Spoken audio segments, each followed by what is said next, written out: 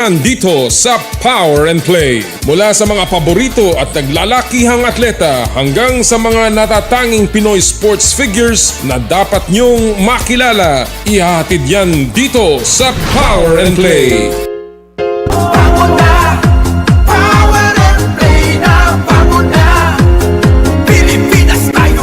Sa kapwa ko Pilipino, ipagmalaki ang galing na meron tayo.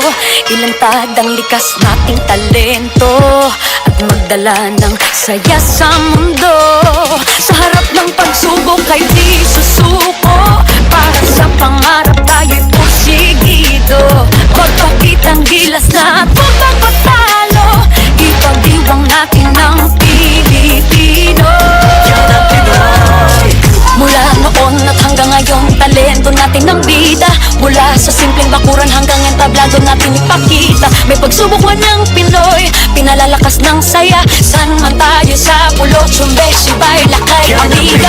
Sama-samang pakita ang galing natin katropa. Sa kapwa ko Pilipino.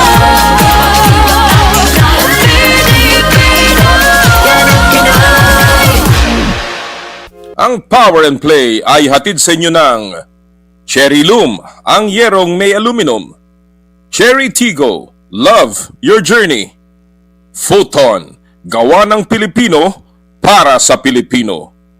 At Joyride, ang bago ninyong kasundo. Halina't makinig, talakayin natin ang laro. Gusto mo, pag-usapan natin, ibida ang hilig ng bawat Pilipino na merong taglay na galing.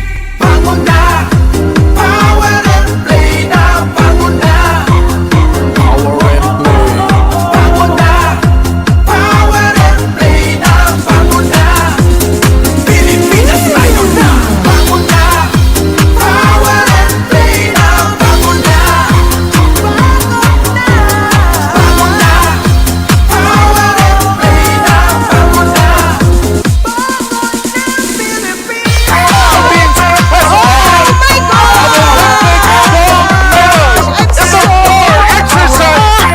Carlos Yulo with 2 gold medals. Power and Play with Noli Eala. Sa tinatamong tagumpay ng ating mga atleta, lalong-lalo na ng taong 2025 at sa simula ng 2026, tila nanunumbalik na ang sigla ng palakasan sa ating bansa. Ito na kaya ang ika nga golden era ng Philippine sports. Pag-usapan po natin yan, kaya bango na! Power and Play na! Magandang umaga po sa inyo lahat mga kapatid, mula po sa aming studio dito sa TV5 Media Center. Nagbabalik po ang inyong paboritong kasalo tuwing Sabado na umaga, ang Power and Play. Kamusta po kayong lahat? Naku katapusan na pala ng buwang Enero. January 31, ang kahuli-hulihang araw po ng Enero. Parang ang bilis ng panahon ha. At kaya po talagang pati ang aksyon sa mundo ng palakasan ay talaga pong lalo pang nag-iigting ha. At of course, syempre po marami tayong tinututukan at ngayong araw pong ito ay pag-uusapan natin ang iba't ibang palakasan muli na nagbibigay sa atin ng kasiyahan ha. Syempre gusto natin pong patiin lahat ng mga tagapakinig po natin sa 105.9 True FM. Magandang umaga po sa inyo lahat. Yung mga naglalakbay, yung mga papunta sa kanilang mga tanggapan o di kaya pauwi pa lamang sa kanilang pinanggalingan o mga pinagtatrabahuhan. And of course, lahat po ng mga nakatutok sa atin sa Signal TV, sa True TV Channel 19 at sa 1PH on Signal TV. Magandang umaga po sa inyo lahat. And of course, worldwide sa ating Facebook Livestream sa Power and Play at sa YouTube. Of course, hindi po kumpleto ang ating umaga kung hindi natin kasama ang ating kaibigan at partner, the man for all seasons, Garcia. Magandang umaga, partner. Magandang umaga, partner. Ako po ay humingi ng konting paumanhin at ako po ay absent last week. At ngayon po ay balik Power and Play dito sa programa. Miss ko. Siyempre. Miss ka rin eh. Miss you. Thank you. Kasi sinabi ko nga, ikaw ay medyo nahugot. Nahugot. Pero nagbabalik po ang aking partner. Pero alam mo, partner, ito nga linggong ito, syempre ang tinutukan ng napakaraming tao ay yung Philippine Women's Open. Grabe. Alam mo, tayo nanggaling sa Bangkok, medyo minalas tayo at hindi natin napanood. Pero nakatutok tayo sa pamamagitan ng coverage. Yeah. And pambihira ang naging suporta para sa Philippine Women's Open. Ay, oo, grabe. At saka, alam mo, partner, di ba, kung babasahin natin ang mga balita tungkol dito sa Philippine Women's Open, talagang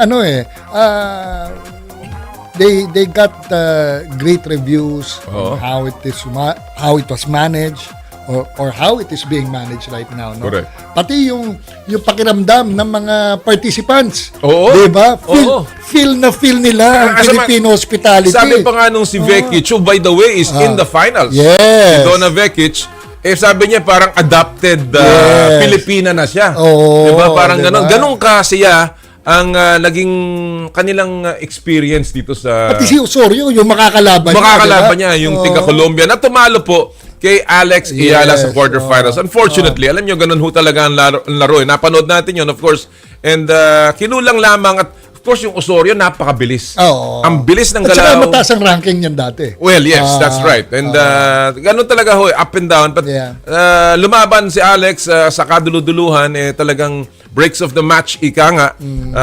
Kaya naman siya ngayon papunta na ng Abu Dhabi. Lalang. Yun lang. Kausap ko Pero partner nakita ko sa Facebook alam mo, yung isang mataas na building doon na may billboard, naku talagang inaantabayan na pagdating ni Alex Eala. Superstar talaga ang status niya. Pambihira. It's a phenomenon that ngayon ay pinag-aaralan, lalo-lalo ng mga sociologists. Dahil, alam mo, hindi naman siya highly ranked. No? Up and coming from a small tennis country. Hindi naman tayo tennis power. And of course, the other thing is, at this point of her career, talagang paakyat pa lang, hindi pa siya talagang nakakakuha ng tagumpay na gusto niya. Yes. No? Except for, of course, yung hanggang umabot siya sa semifinals ng Miami Open. Yes, doon siya na nakilala. according to sa tatay niya, ang message ko kahapon, dahil siya po yung nagpapasalamat, ang buong Eala clan ay nagpapasalamat po sa lahat ng nagbibigay ng parangal po kay Alex Eala. Na Manila Bulletin is honoring her with an award at kami po yung nagpapasalamat doon. Of course, ang Philippine Sports Writers Association. Yan ho. Ayan ang billboard ni Alex sa Abu Dhabi. Kita mo naman, ang napakalaki. Again, yun po, yung PSA has named her an Athlete of the Year. I understand yung may isa pa Hechanova Youth Award, bibigyan din siya ng parangal. At marami pang iba. So tayo po'y hinilingan ng pinsan ko na dumalo para sa kanya. Sapagat si Alex po, according to Mike, yung tatay po niya, 9 weeks na mawawala po. Sunod-sunod na tuloy-tuloy na siya for 9 weeks, partner. Tagal, no? Hanggang Miami Open. Kasi alam naman natin, doon nagsimula ang kanyang tagumpay. Ika nga, yung kanyang pag-angat. Kaya pala, partner. Kaya pala, sinasabi ni Alex Eala, ninanamnam niya yung pag-stay niya dito sa Pilipinas. Mawawala na siya talaga. Mawawala siya ng 9 weeks. At well, sabi ni Mike, at least 9 weeks daw siyang mawawala. Maybe they might go back to Spain. Pero ang tagal na rin nilang wala sa kanilang tahanan dun sa Mallorca. Kaya tayo dito lang sa Espanya. Sabi mabigay natin si Susi. Puntahan natin. Taong bahay tayo. Pwede, di ba? Kaya naman po, again, nagpapasalamat po si Alex sa lahat ng nagbigay ng parangal sa kanya.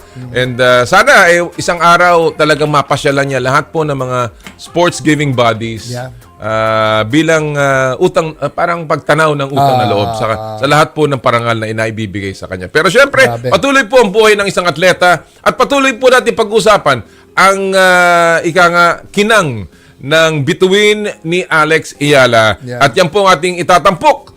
Kasama po ng isang tao na maaga pa lamang ay hindi lamang tinuruan, kundi nakita ang potential ni Alex Eala. Yan po ang ating pag-usapan.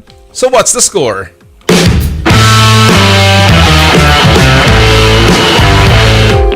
Umaasa si Alex Eala na maging stepping stone ng Philippine Women's Open para mas lalong lumago ang tennis sa bansa. Para kay dating national team coach Karl Santamaria, malaking boost na nahanap na ng bansa ang ating model hero sa Pinay tennis ace na si Alex. At kaya po yan ang ating pag-uusapan ngayong araw na to, ang hindi lamang ang pagiging bayani o bagong bayani ng ating bansa pagdating sa sports, kung hindi, kung paano talaga nagsimula ang talent nitong si Alex sa paglalaro ng tennis. At ang ating pong mga kasama ay ang coach, former national tennis coach at isa sa mga naging coach ni Alex noong pang siya po ay bata, all the way from Australia. Ooh. Para mas bigyan pa ng ideya ang mga fans kung paano talaga nagsimula at nasuportahan ang career ni Alex. Yan po, ang kasama po natin ngayon si Coach Karl Santamaria all the way from Melbourne. Magandang umaga, Coach Karl. Good morning. Good morning, Coach.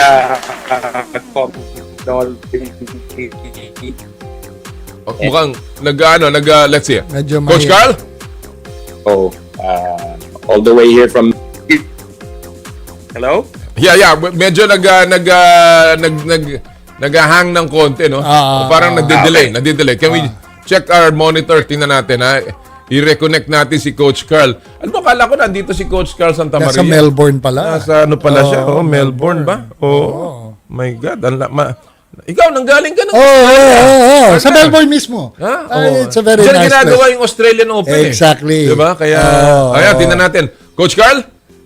Yes, good morning. There you go, Coach. Good morning. Good morning. Good morning to Comnoli and all your listeners of your show, all the way here from Melbourne. Kasama rin natin si Jera Season, Coach Karl.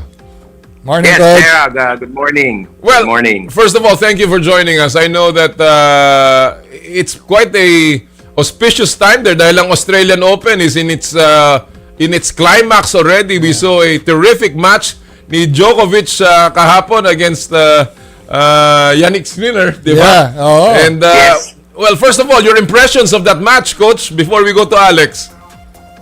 Napuyat ako. Because it finished at 1 a.m. here. It was a 4+ hour epic, I would say, and the veteran Djokovic outsmarted the superstar Yannick Sinner. Yeah. Not only that, before that was another epic semifinal between Alcaraz and Zverev. Oo. Talagang, kumbaga, sayang. It's just unfortunate that si Alex was there but she could not play so longer than we had wanted na makita sana siya si Alex just sa Australian Open. But, talking about Alex, Coach Karl, let's set the table muna dito, no? You are a former national coach of the Philippines. Nung bang nakilala mo si Alex, you were already a national coach or you were just a young tennis pro trying to help the kids. The young children. Ano bang status mo noon, Coach? Right. My history with the Maniego Eala family goes way before Alex. Yung uncles niya on the Maniego side used to be my former protege sa juniors, si Jolo and Enrique Ferrer. So, yung mother nila is the younger sister ni Lolo Bob. So, and we all come from Valle Verde Country Club. That's so, right, that's right. Yeah, with Lolo Bob. So, kino-coach ko na yung mga pamangkin niya yun pamangkin niya. So, and then that time, sabi niya sa akin noon, wait for my apos, Miko and Alex. So, when I started working with them, it was Miko first, because Miko was 3 years older. So, si Alex noon, nakaupo lang sa gilid, nanunood lang, kasi she was just 3.5, 4 years old. So, I started with Miko, and then eventually, sabi niya, pag ready na si Alex to, start competing, then silang dalawa na yung tutulungan ko. So, Lolo Bob naman, admittedly, sabi niya, ang alam lang niya sa tennis is very limited. Oo. But yung training Riza as an athlete, alam niya. Oo. Well, Knows, the training in the morning, sacrificing your weekends, your holidays, everything.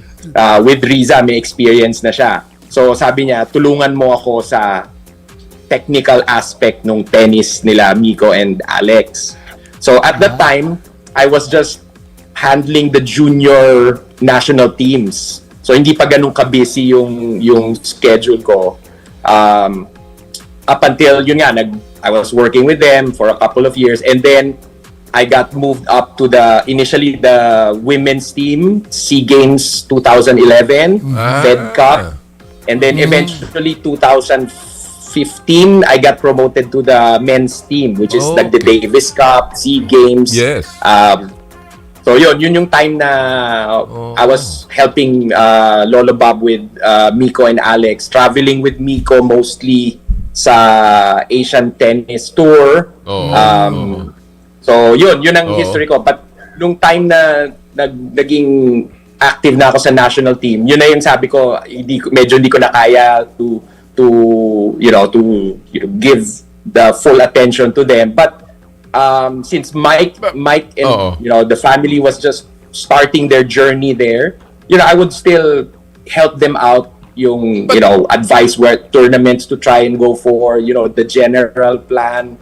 But what's important, Coach, is that you really started yung foundation. Actually, that was what I want to ask Coach Karl, di ba? Para ba sinabi mo, you started from a blank canvas. Correct.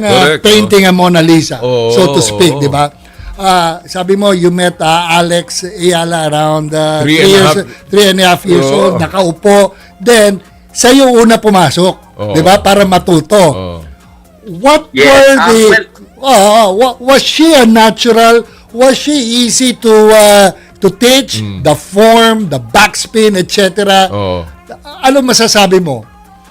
Well, as much as I would try to take some credit there, I have to, this is what I want to really clear up with, we have to give, full credit to Lolo Bob. He is the architect, the mastermind. Pag nagsa-start naman kasi yung kids, hindi mo pa naman talaga makikita yan na automatically pro material to, di ba? But yung foundation that you're trying to build with kids is yung discipline, yung being coachable, right. Yung mga aspect na yon, because were all these things present kay Alex? Discipline, yes. Malaking tulong din na she had Miko to look up to. Because yun ang usapan namin noon nila Lolo Bob was, pag sumali si Alex, we will not baby her. Yun ang ibig sabihin nun? We will not baby her, Coach. Anong ibig sabihin? Parang hindi she has to catch up with Miko. Ayun. So whatever Miko was doing, she has to try and catch up with it. Hindi yung naaalalayan namin siya. She has to, kumbaga parang there's always someone na better than her na, and I think it worked really well.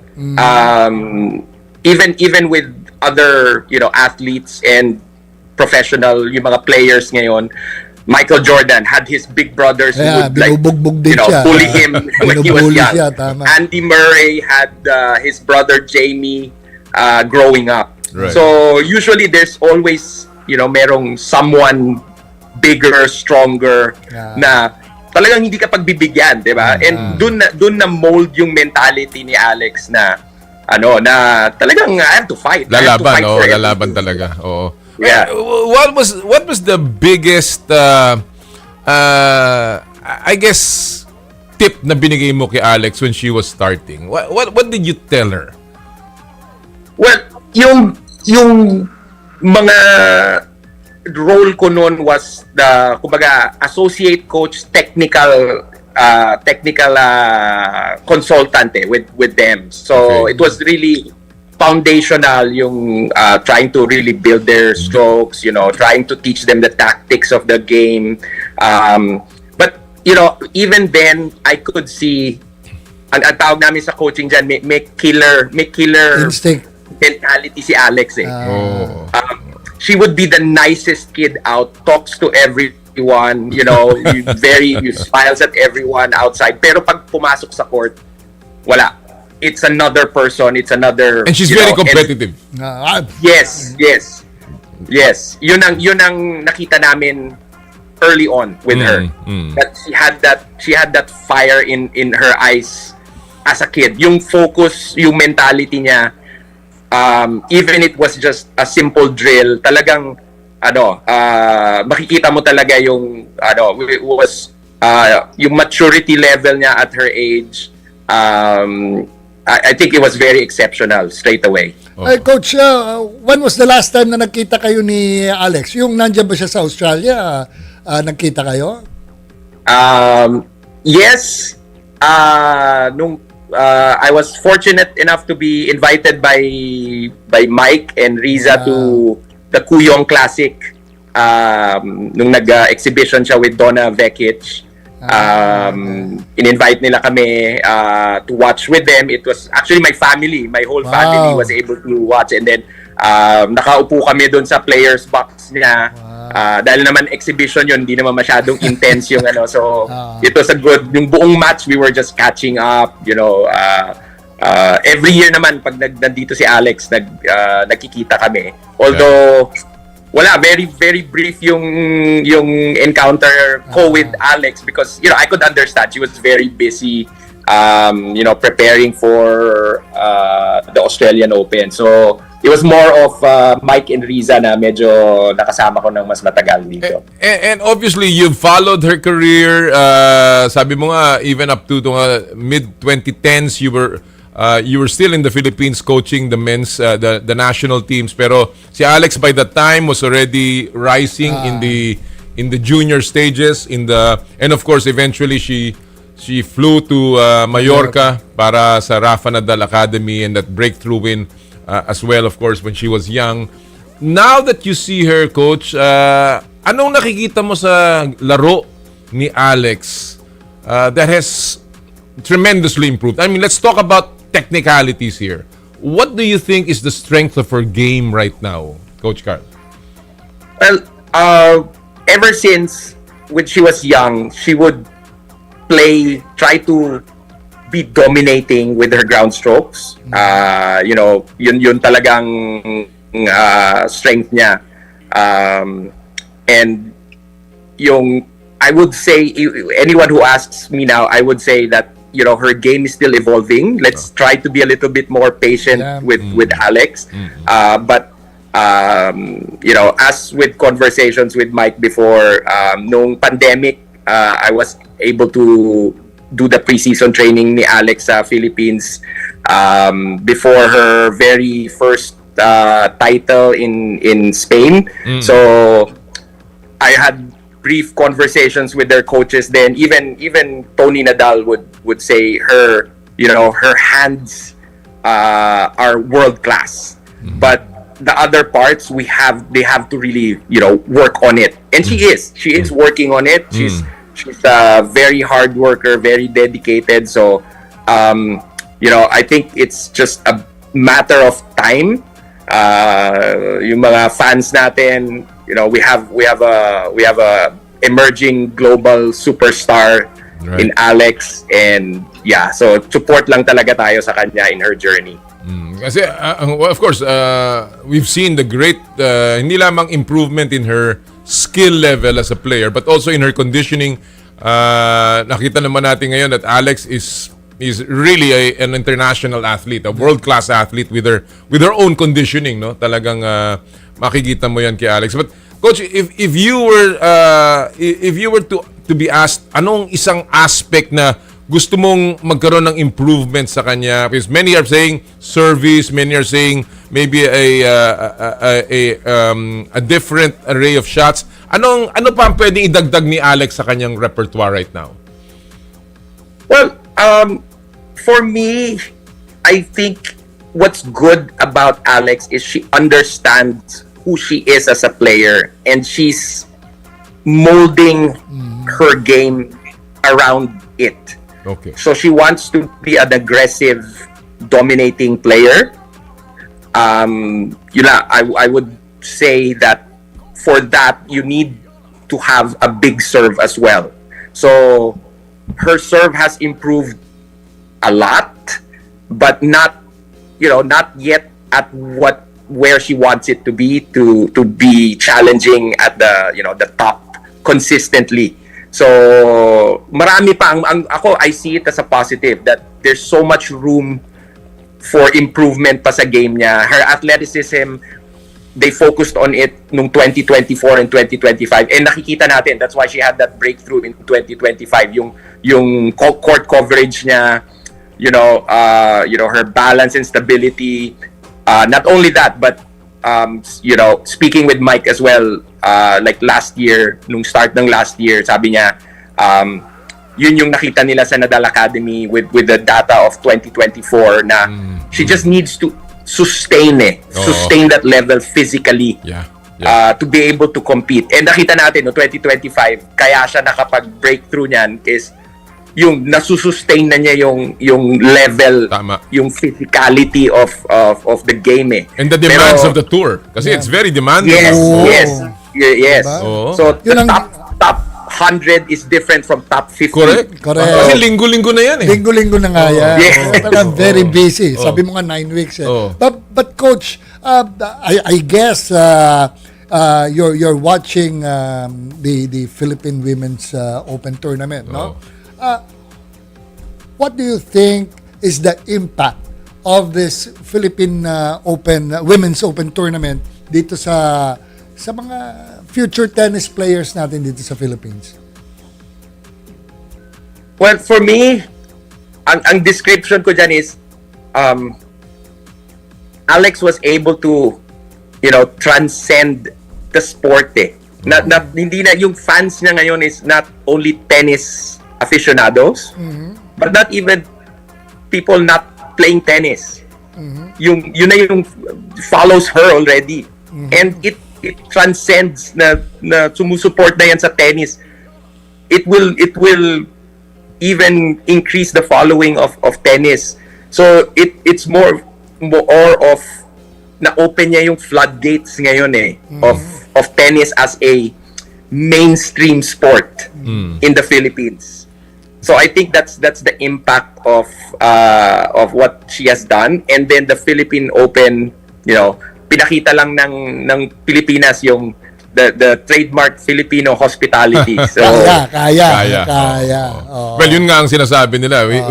It's really opening new opportunities, hindi lamang para sa tennis players or for the Philippines, but also ang Pilipinas is open for international events such as the WTA.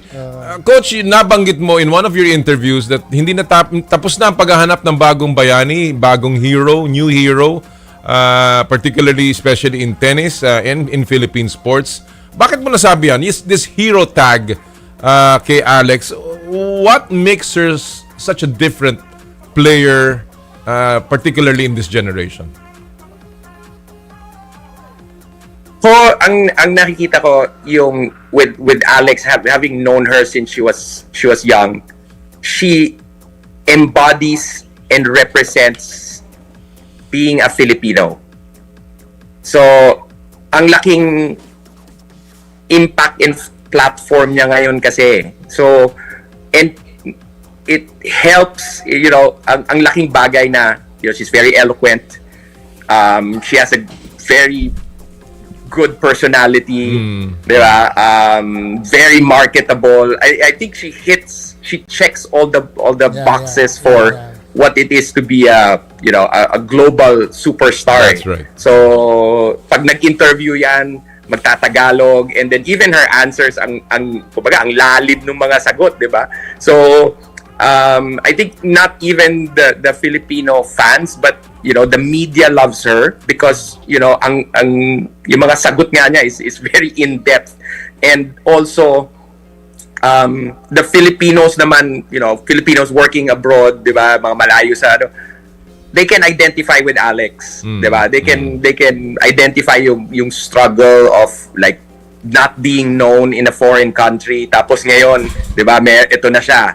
So, I think yung combination ng 'yon all contributes to to her being a global superstar now. Alam mo, partner, marami nga nagtatanong sa amin kung kasama ba yung public speaking sa Rap Anadal Academy. And sabi ko, I wouldn't be surprised by the way she answers. But alam naman natin, even in our interviews with her, she can, talagang sinasabi niya minsan, that's a good question, Tito. Meron siya talagang idea of what are the things that she wants to talk about, and it's amazing for a young person to be so smart, so articulate, and so grounded, no? But marami tayong mapag-usapan, Coach, but I want to ask you as a parting shot here, when you look at her career now, though, and her beginnings, her improvement, now that she's in the top 50 in the world, and now a global star, where do you see Alex in her at the end of her career? Kasi syempre, tayong lahat ay naghahanap pa rin ng isang big win for Alex. When do you think it's this year? Do you think it's coming? And where do you see her at the end of her career? Well, I think reaching the top 50 is, a lifetime achievement for any player. Diba? Ang laking achievement niyan. Whether you are from the Philippines or not. The fact that she's from the Philippines and the very, very first person to do it without any, Filipinos who have gone before. She's blazed the trail for she's a trailblazer. So yun pa lang,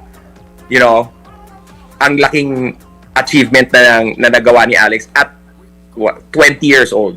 So, but objectively as a coach and having experience with working with professional players as well, when you get to this level and to get to the top 10, the top 5 and so on, it will be determined by your work, by how hard you're going to work, some breaks along the way, right? And that inner belief that yung talagang magpupursige ka, ibang level na tong kailangan niyang abutin and it will be determined with the body of her work for the next, I don't know, 10, hopefully 10, 15 years. But for me, if there's anyone more deserving than all of this, it's her. It's Alex, because she represents what it is to be, a Filipino, a young Filipino, making it globally. So para sa akin, talagang I'm so happy it's her. Yeah. Well, a Filipino and a good person. Yeah. I mean, that's Yes. I think the bottom line, and napakabait na bata, and she's really truly proud to be a Filipino. Yes. Coach, by the way, before I let you go, anak ka pala ni Coach August? Yes. My God, he was my coach as well in LaSalle. Anong Yes, sport? yes, Anong sport? yes. Volleyball. Kita mo? Oh, 'di ba? Hindi ako nag-volleyball. Oh, pero wow. Sumasakit yung kamay ko noon nung maliit ako pag nilalaro niya ako. Sumasakit yung kamay ko. Ang ginagawa ko doon sa volleyball, sinushoot ko sa ring. Dahil mag-aang kaysa sa basketball. Saka masikat na basketball, wala mag-volleyball. Yes. How is Before I he? picked Is he up still tennis, I was is a he still with us? basketball player. Is he still with us? Si Coach August? Yes. He lives in Batangas. Kamusta po kay Coach August Santamaria, ha? Naku, talagang nakakatuwa. Well, Coach Karl, maraming salamat for joining us today and for helping Alex in her tennis career. I mean, many people, of course, won't take the credit. You did not take the credit, but you've got credit must be given where credit is due. At you were part of the foundational years ni Alex, and I think that's very important, partner. And thank you likewise for giving insights with regards to the career of Alex Eala. Tama yun. Ako, feeling ko lang, partner, in 5 years' time, less than 5 years, she will be, she will be there. She will Talaga be nandun na. Coach Karl, maraming salamat and have a good day. Thank you very much. Thank you. Mga kaibigan, ang dating national coach, national tennis coach, and former coach ni Alex when she was very, very young in her formative years. Formative. Formative diba? talaga. 3.5 nung nagsimula. Of course, yung sinasabi, Lolo Bob Baniego, the grandfather ni Alex on the maternal side, talaga naman po siya talaga ang nagsimula niyan. He saw the potential ng kanyang mga apo. Hindi namin kinukuha yan sa mga Baniego. Baniego, Eala na ba kasi? Gandang lalaking lalaki. Yun lang yung sinasabi namin, nagagalit yung mga Baniego sa amin. Pero partner, I could just imagine in Dubai, ang daming Pilipino yan. Yes. Ay, grabe. Napakarami. Kaya po, abangan niyo po si Alex sa Abu Dhabi. She's playing as a wild card entry dyan po sa Abu Dhabi, ha? Alright, bago po tayo magpatuloy, syempre, isa muna pong paalala mula sa mga kaibigan natin sa Smart. Puso Pilipinas is a movement to celebrate the Filipino athlete powered by Smart. Follow them on Facebook, Instagram, Twitter, and YouTube. Get a chance to win exclusive Puso Pilipinas merch by sharing their Facebook page and your social media accounts with hashtag Puso Pilipinas.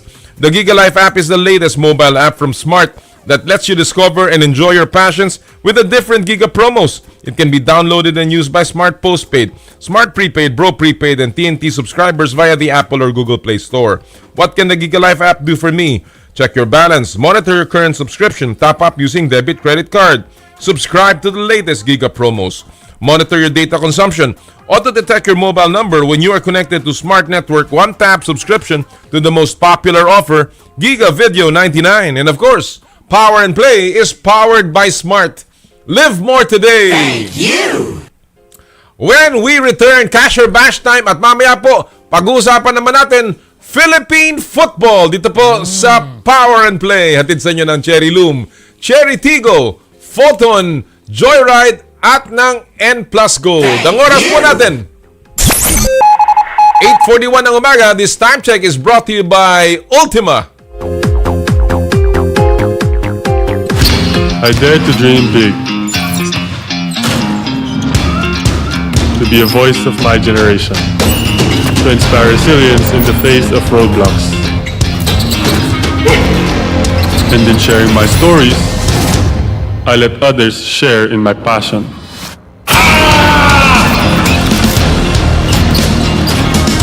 Follow Kai's stories on Twitter and share yours with Smart Double Giga Stories. Share 2 times the passion with 2 gigabytes for Twitter and more. Guaranteed every day, plus data for all sites. Simple, smart ako.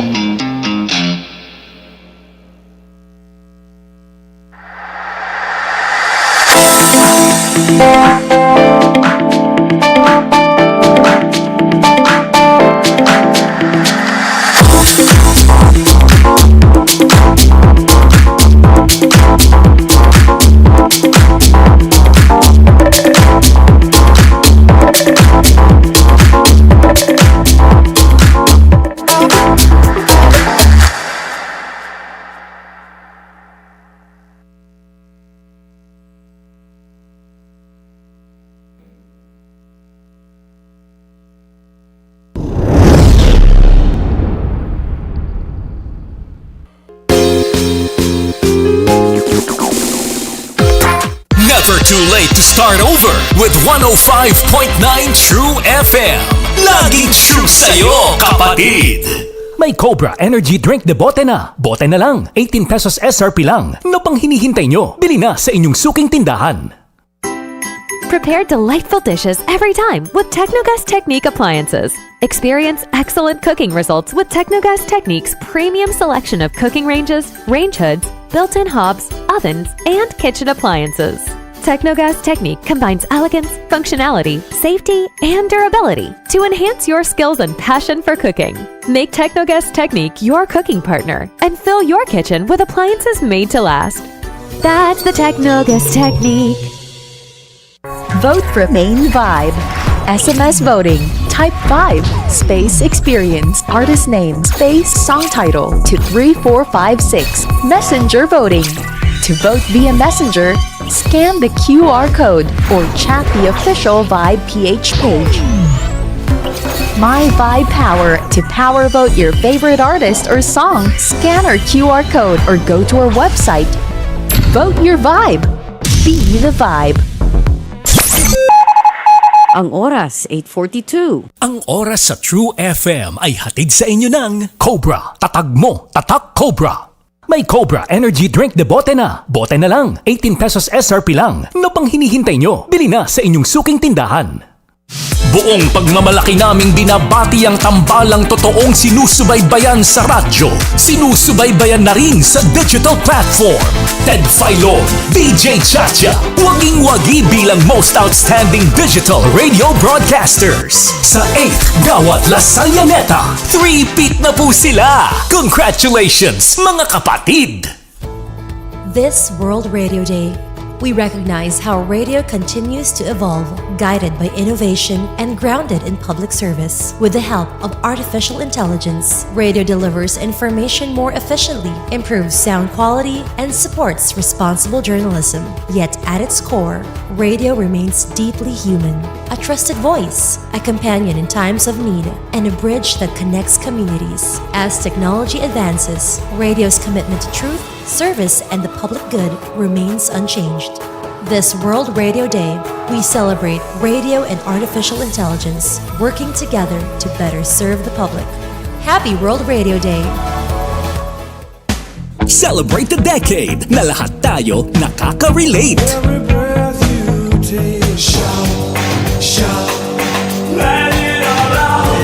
Lahat ng pumatok nung dekada 80, sunod-sunod, sama-sama. Diba? Ang saya! Celebrate 80 Sabado. Dekada na hindi malilimutan. Dekada na memories ang laman. 80 Sabado. 3 p.m. hanggang 4:45 p.m. at 5:15 p.m. to 6 p.m.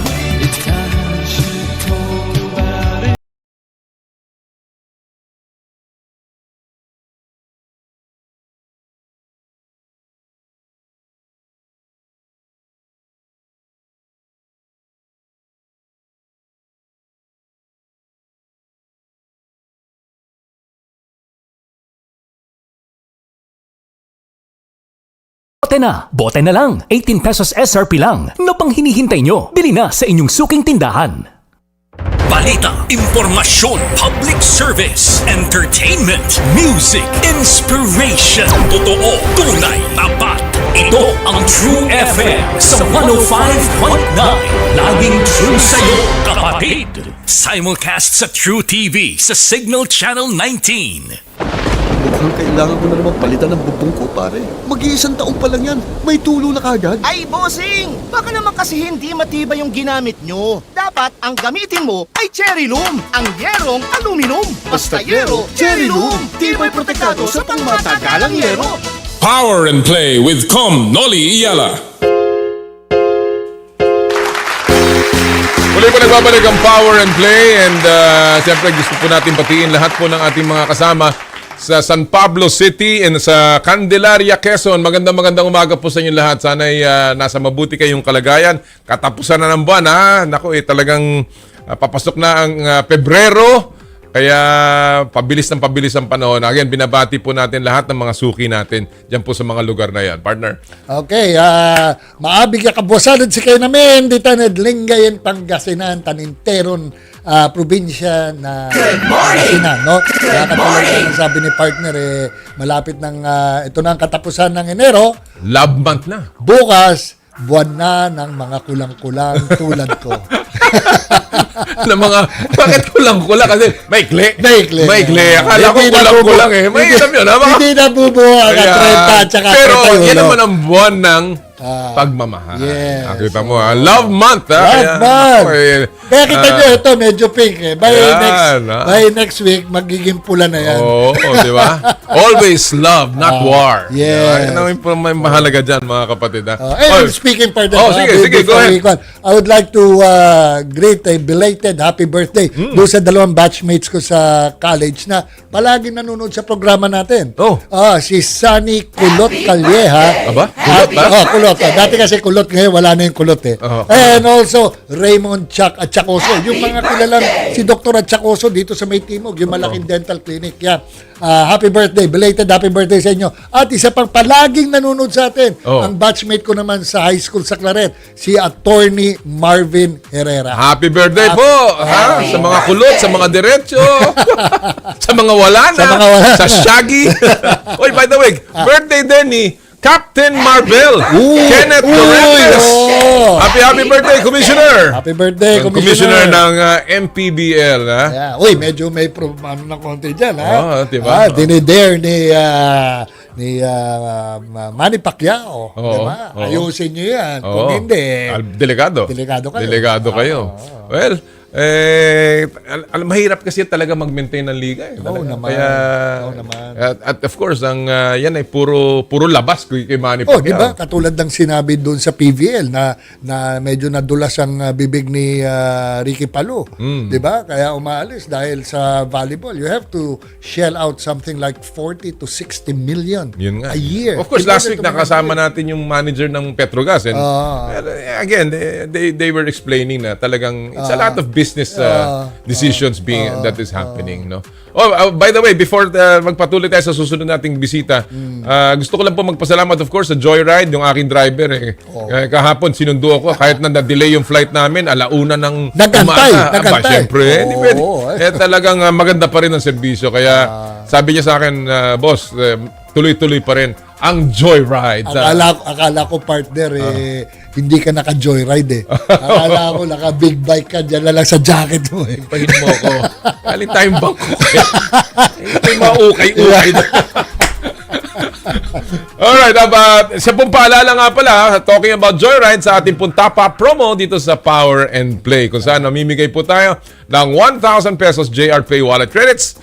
At ito po, napakasimple lamang para sumali. I-download lamang po ang latest version ng Joyride Super App. Kuhanan ng screenshot ang latest version at ito po ipadala sa Power and Play via PM sa aming FB page along with your full name and registered Joyride mobile number. At may chance po kayo manalo ng 1,000 pesos JR Pay Wallet Credits na magagamit niyo po sa Joyride Delivery, Joyride Motorcycle Taxi, Joyride Taxi Cab, Joyride Car, at ang Joyride Super Taxi na ginamit ko kagabi. And alam mo partner, ang pinag-uusapan ng driver ko kagabi ay ang PBA Finals. Yes. Kita mo naman, sabi niya sa akin, Sir, ang ganda nung laban, pero hinebra ko. Ang ganda ako. Actually, medyo napuyat din ako kagabi dahil binantayan ko yung larong yon. Abay, biro mo, akala ko makukuha na ng TNT dahil first up lamang sila ng 16. Grabe nga daw yung simula. Grabe yung simula. Previous to that, tinambakan nila, umabot ng 30 Kala ko, yun na yun, biglang humabol. And with some unlikely heroes. Yes. Rodney Brondial at si Chris Rosales. Yes. Kita mo naman yung mga nag-double si Brondial. 7 players in double digits kagabi. Yes. At naungusan nga po na San Miguel. They are now up 3-2 at si Coach Leo ay 1 win away from a back-to-back Philippine Cup Championship. Pero syempre, hindi papayag si Coach Chod.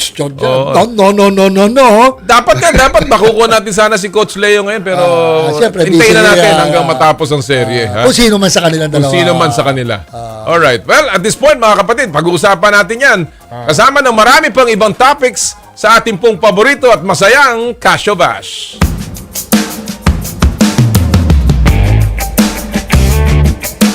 At ang Casio Bash ay hatid sa inyo ng Cherry Tigo, Love Your Journey.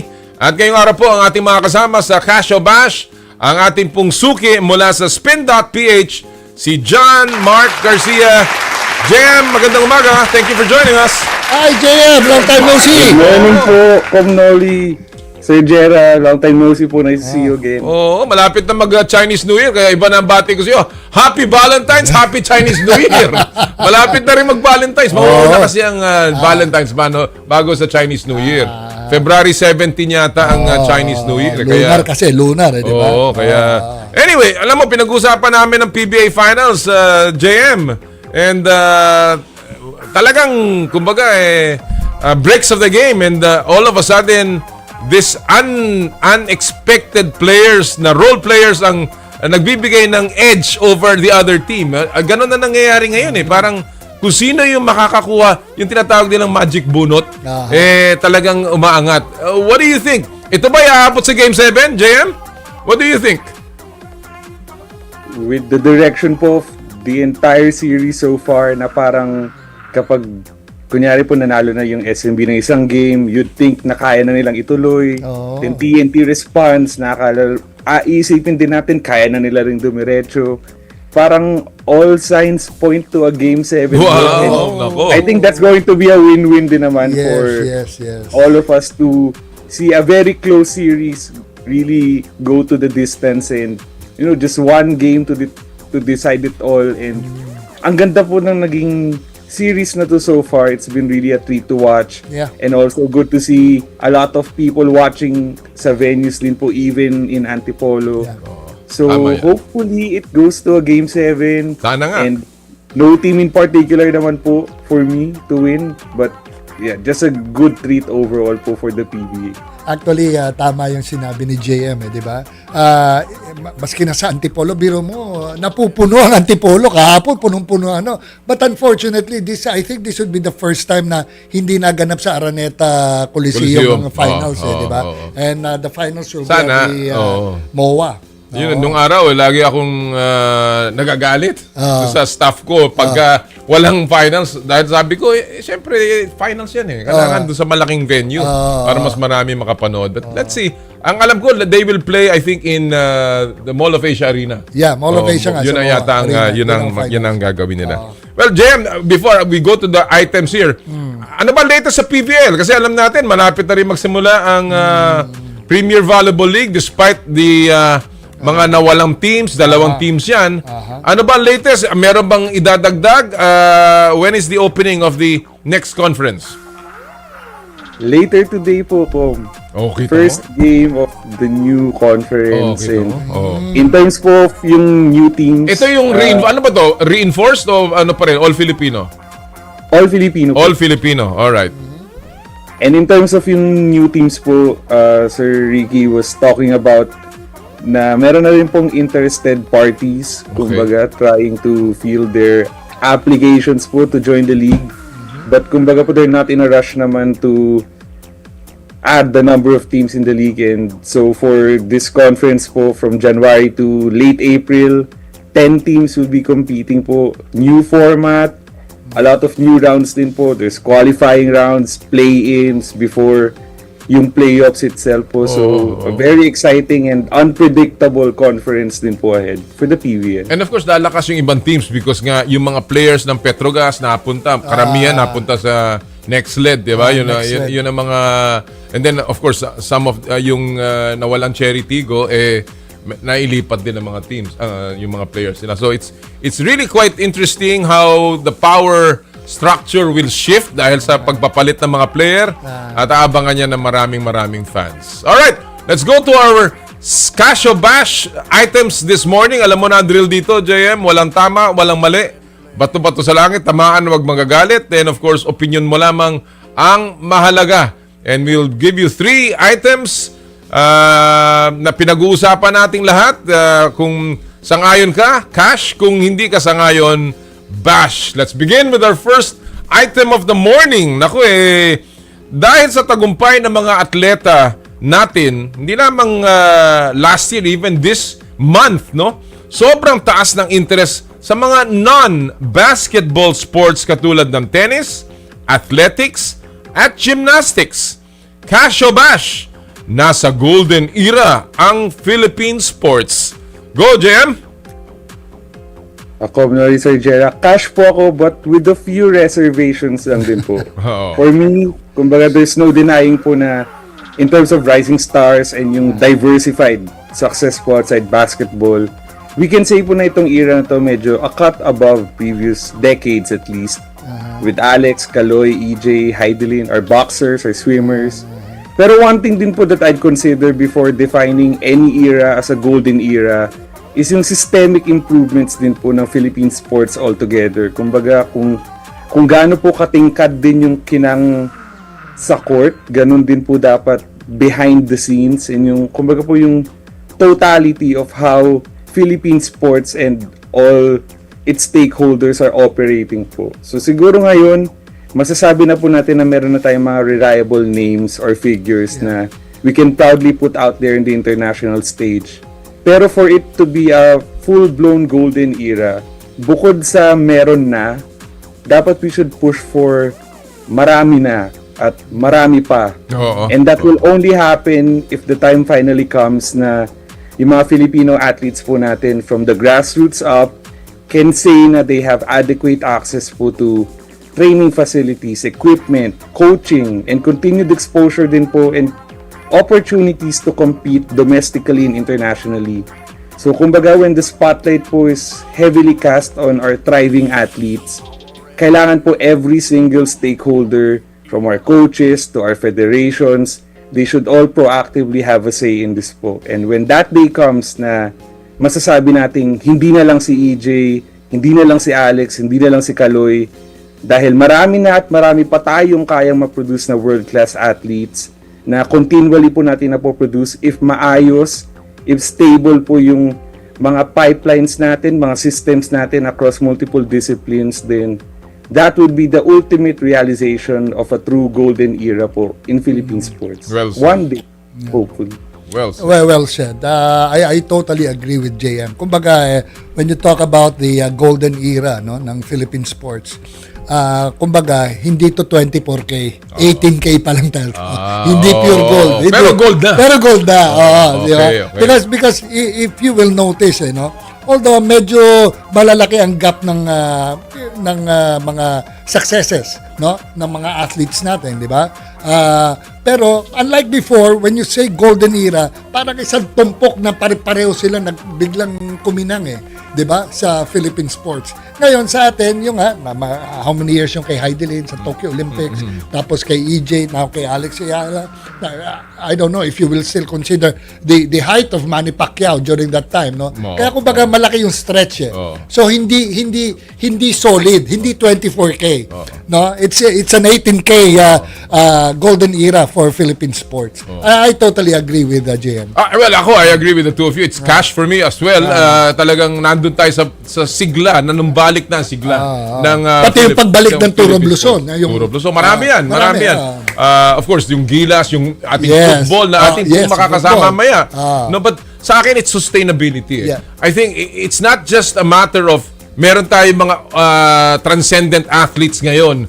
Kailangan natin, masabi nga ni Jen, mas marami pa.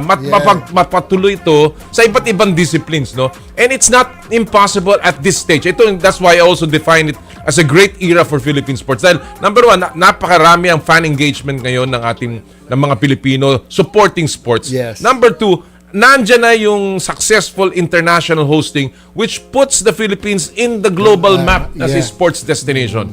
And number three, andyan na yung pondo, partner. Andyan na ang pondo mula sa ating pamahalaan na sana ay maibigay ng tama sa mga lugar na kinakailangan. Hindi yung basta na lang gastusin kung saan-saan. Dahil at the end of the day, sports is about the athletes. And the athletes need to get that funding. Yes, I agree. Alright, let's go to our second item of the morning. Naku pinag-usapan natin yan sa ating unang yugto, yung full display ng Alex Eala effect at sa pagdagsa ng mga tao sa Philippine Women's Open. Nakikita nyo naman yung background na yan. Talaga naman pong katakot-takot. Hindi pa sa Araneta yan.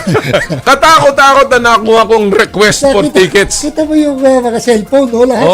Natuto kay Alex. Talaga namang ginigising ako sa umaga doon sa Bangkok. Hindi lamang ng mga ordinaryong pamilya ko, kung hindi yung mga congressman. So, ang tanong, Casio Bash, wake-up call para sa Pilipinas, ang karera ni Alex para mas bigyang pansin ang tennis. Casio Bash, go, JM! Cash din po, Comnoli and Sir Jera, dahil lalo na po with the Philippine Women's Open, while it gave Alex din po a long-awaited homecoming, it was also a long overdue eye-opener na yung long-term success po ng Philippine tennis and any other sport in general won't ever just hinge on one person. Not just the Alex Eala effect, it goes beyond that. And Pero po firstly, to give Alex her flowers, of course, bukod po sa pag-angat niya sa WTA Tour and, you know, the wins and successes she's had, you'd really see rin po na she really has the bigger welfare of Philippine tennis in mind and in heart. Every time she plays on the court, every time she gives an interview nga po, gaya ng sabi ni Coach Karl kanina, she really embodies what being a Filipina is by connecting to the Filipinos and fighting with pride. But for the rest po siguro of our homegrown tennis players to enjoy that kind of success din po and reach the levels that Alex continues to reach, there has to be, kumbaga, sweeping reforms din po for more opportunities for them. And ang gandang case po nung kay Emana who competed in the Philippine Women's Open. That's right. She was very vocal in that interview na she was seeking for more trainings, more seminars dahil ina-emphasize niya po na mahirap maging isang successful tennis player dahil kung wala kang sapat na pera or sapat na budget, and yung term niya pa nga po nun is kapag kayo-kayo lang, mahirap mag-improve. And while she compared it to Alex getting her opportunity in the Rafael Nadal Academy, her hope or her demand, kumbaga, was at the level of at least simulan dito sa Pilipinas muna, na magkaroon ng more WTA events, more opportunities for, let's say, international coaches to train our Filipino athletes as well, and for our Filipino coaches to also be trained to match the global standard, kumbaga, of tennis. It all starts with that po, and if one player has already voiced out, then for sure so many more aspiring tennis players out there also are currently, kumbaga, they're just wishing for it. But with what happened in the Philippine Women's Open, with Alex as the model player nga po, as we say, that's already a big step. And hopefully, we don't just aim to have more Alex Ealas in the future. We should aim for more tennis stars who can shine in their own way, who can make their own names, and collectively po become a bigger sport, become a bigger discipline na hopefully the Philippines will have more success internationally if we continue to give more opportunities po for you. All right, partner. Again, JM, I totally agree with you because during the 80s and the 70s, no, talagang sikat ang tennis dito. I mean, for the information of everyone, ay hindi nila nakita yon, no. Talagang nagdagsaan ang mga tennis courts dito. Na ngayon ay parang pickleball, no. And during the time of the Tennis Association headed by Buddy Andrada, di ba? Yes. Makikita mo, although unlike ngayon, si Alex Eala nando sa level na yon Pero during that time, sikat na sikat ang tennis sa atin, but you know the names of homegrown talents like Felix Barrientos, Dayan Castillejo, etong si Mamiit, di ba? I mean, they may not be of a world class quality, pero lumalaban sila sa mga international competitions. That was, during that time, sikat ang tennis dito sa Pilipinas. Now, we can see kung totoo, itong pagkakuha ni Alex Eala, if we see more tennis courts na ginagawa na naman, a lot of people will turn into tennis, similar to during the time na biglang pumutok yung badminton, no? I still have to see that. I still have to see that. Medyo meron pang kulang. Kulang, Well, ako, you know, sabi nga, ang tanong is, wake-up call itong karera ni Alex para sa tennis. Yeah. I agree with that. I think that's a walang duda yan dahil alam naman natin na talagang parang binuhay ni Alex ng Philippine tennis. Yes. But I think it's the greater picture at yun ang binabanggit yung dalawa, it's a wake-up call to the entire Philippine sports. Yeah. Dahil nakita na po natin, hindi na po sikreto to yung blueprint ng success sa sports. Yung blueprint yung ingredients at formula, it's now success. Yung po ay exposure to good training. Yes. Talaga pong nakita natin yan kay Kaloyulo sa Japan. Yeah. Nakita natin yan kay EJ Obiena sa Europa. At ngayon nakikita natin kay Alex Eala sa Rafa Nadal Academy. Hindi po natin sinasabi kailangan ipadala lahat ng ating atleta sa abroad. Ang importante, yung anong ginagawa nila doon na pwede nating i-apply dito. Yes. Hindi na po natin kailangan imbentuhin ang gulong. It is there for us to copy. We have athletes who are doing it. Let's get it from them at ayusin po natin. Kagaya na sinabi ni JM kanina, for more success among the athletes that are now being competing for our country. Kaya andyan na po pitasin na natin ang ating pong ang bunga ng tagumpay ng mga atleta. Alright, let's go to our third and final COB item of the morning. Nako, ito'y sa PBA na pinag-uusapan natin, ang pambihirang PBA Finals kung saan extended na naman ang record ni Junmar Fajardo sa likod ng kanyang ikatlo o ano pa to? Ika-nth mo na lang, nth. O parang 13 yata to eh. Best Player of the Conference Award ni Junmar Fajardo. Kaya Casio Bash, kay The Kraken dapat ipangalan ang BPC Award kapag nagretiro siya. Go, JM! Cash pa rin po, Noli and Sir Jera, dahil it goes without saying, Junmar is one of a kind. A generational talent even. And 13 best player of the conference is the most, I think, in PBA history. Parang that dominance alone, that greatness alone deserves that kind of recognition, that kind of honor, kumbaga po, immortalizing yung whatever greatness or whatever level na Junmar has brought the PBA and Philippine basketball din po. You can even make a case na yung MVP trophy could also be named after him dahil recently po yung finals MVP was named after Ramon Fernandez and yung Coach of the Year already named kay Coach Baby Dalupan. So, for maybe one of the greatest single most dominant players po in the PBA ever, why not also give him yung MVP trophy as well or name it after him? Pero, I guess more than naming trophies, that, or kumbaga hindi naman din niya po kailangan yung kumbaga validation pa na yun any further. It would be a great honor for sure for him na to have those trophies or those awards named after him. Pero regardless po if the PBA does that in the near future or not, or hopefully not in the near future pa, when he retires, if the PBA goes that route, well, it's deserved number one. Pero no denying at this point na Junmar's greatness doesn't need any further validation. He's already done what he has in his career and he can maybe go for more. Wow. Yeah. More. Oo, totally agree. Hindi lang cash yan, pare. Super cash. Super cash yan. Super cash yan, di ba? Generational. I mean, kung meron man ako sasabihin, sinabi na niya. Xerox lang ako. Kung ako may sasabihin, sinabi mo na. But you know, it's true. I mean, BPC Award, I like the idea ni JM. MVP Award. Of course, we know that. He is the most multi-titled MVP. One of a kind. One of a kind talaga. And alam mo, sinabi nga ni Ramon Fernandez, diba, natanong natin yan, where does it rank? Yung mapangalanan lamang yung trophy. Sabi niya, among the best things I've ever done. And I'm sure Junmar will want to cement his place in history by makikita niya yung Kraken Trophy every year. Pero walang crack yun. Walang crack. Buo yun. Hindi biscuit yan. Matigas yun.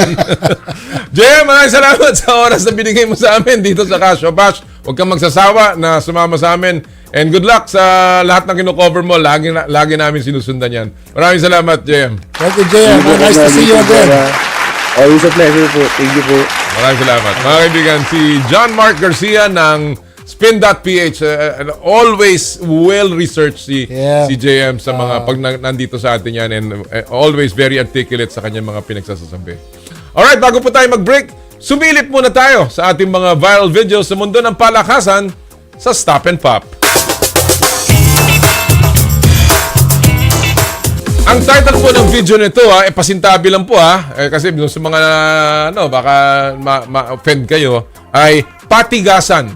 Ayan babala po ang video at ito ay di para sa mga mahina ang sikmura. Literal kita mo yan. Paano ba naman talagang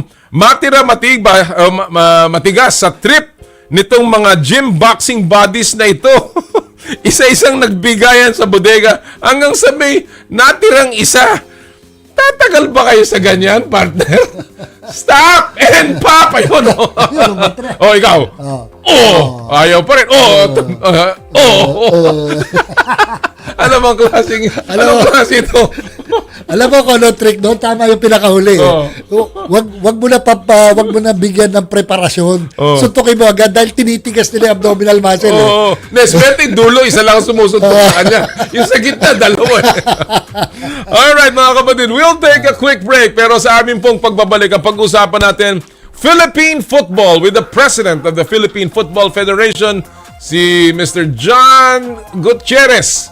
And of course, mamaya po, ang ating mga kasama, the most be-medaled ASEAN Para Games athlete, si Angel Otom, sa Power and Play. Hatid sa inyo ng Cherry Loom, Cherry Tigo, Joyride, Photon at ng N Plus Gold. Ang oras po natin, 9:14 ng umaga. This time check is brought to you by Ultima. I dare to dream big. To be a voice of my generation. To inspire resilience in the face of roadblocks. And in sharing my stories, I let others share in my passion.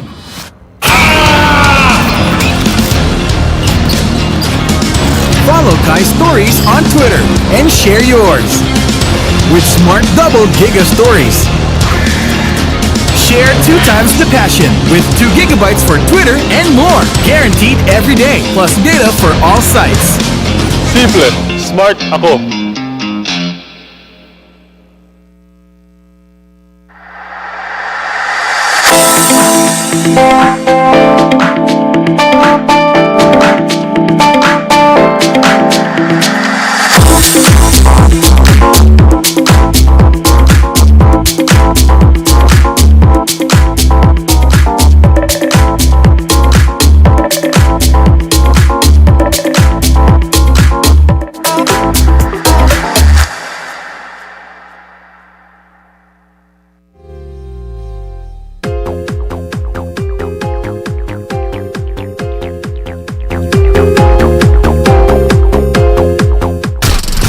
To the right, to the right! To the right of the FM band, True FM. On 105.9.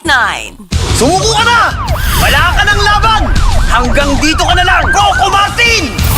Hindi yan eksena sa pelikula. Ganyan ako pag nagdududa sa kakayahan ko. Pero kahit alam kong natural umarap sa hamon, mas likas pa rin sa akin ang maging matatag. Kasama ko lagi ang Cobra Energy Drink. Kampante ako dahil tatak high quality. Ito lang ang energy drink na may Immune Plus na pinagsamang vitamin D at zinc. Meron pang B vitamins, taurine, ginseng at inositol.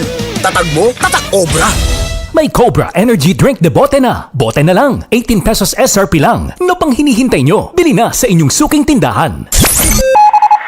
Ang oras, 9:15. Ang oras sa True FM ay hatid sa inyo ng Fujidenzo Home and Commercial Appliances, where you get reliable, durable, and energy-saving products. Upgrade your home, upgrade your business with Fujidenzo.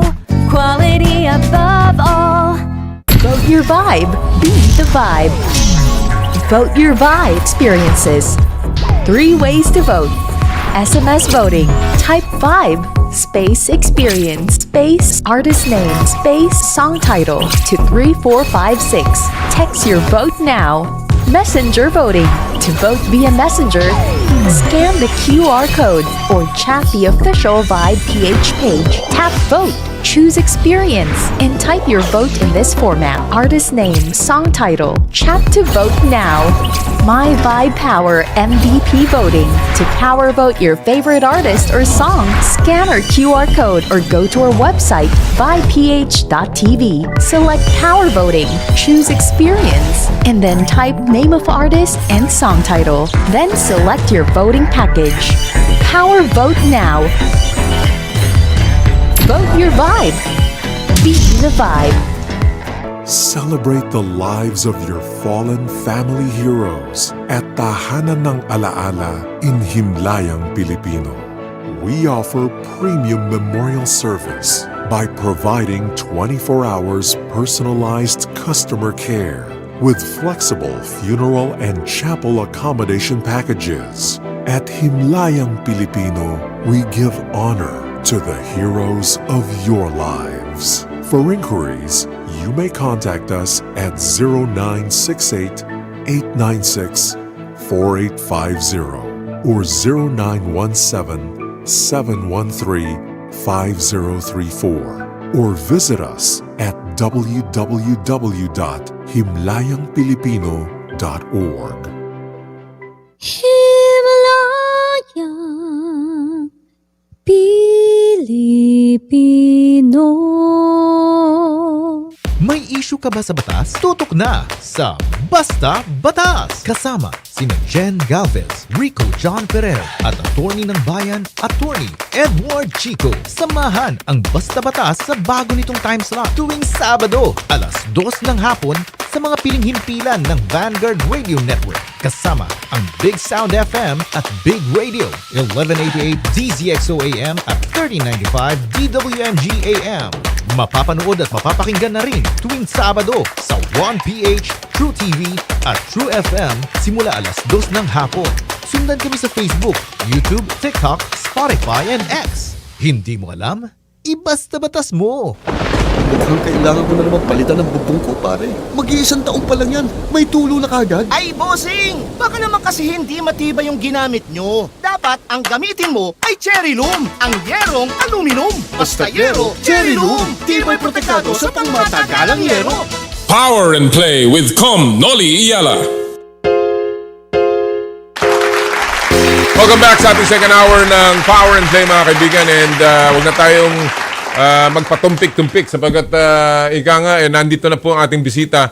Well, alam niyo po, last year we had some major strides mula sa Philippine football. Of course, the biggest one of all was the gold medal ng sa Southeast Asia ng Pilipinas, ang ating pong Philippine Women's National Football Team. Kaya gusto nating kamustahin ang Philippine football sa pamamagitan ng kanilang presidente mismo. Walang iba kundi ang presidente ng Philippine Football Federation, Mr. John Anthony Gutierrez. Good morning, Mr. President, and thank you for joining us ngayong umaga. Good morning, sir. Good morning sa inyong lahat. Good morning sa lahat ng mga nakikinig at nanonood. Alam mo, it's been a while. We've been wanting to get you on the show, John, and we're just so happy to have you finally. You had some big major strides in football in 2025. From the perspective ng PFF, President John, anong assessment mo sa naging year ng football, lalong-lalo sa men's side, sa women's side, and of course, sa futsal? Well, overall, I think, if not excellent, A+ tayo for 2025, no? Like you mentioned, well, the men did not lose a single game. The men senior did not lose a single game in 2025. The Futsal World Cup, first ever women's edition, was hosted by our country, and ang balita sa ibang bansa, and according to FIFA, we did an excellent job. Wow. And of course, the women's national team are continuing their greatness, no? They qualified for the Asian Cup earlier last year, and yung inaasam-asam natin na gold sa SEA Games football finally were delivered by the women. It's talagang I think napakaganda nung 2025.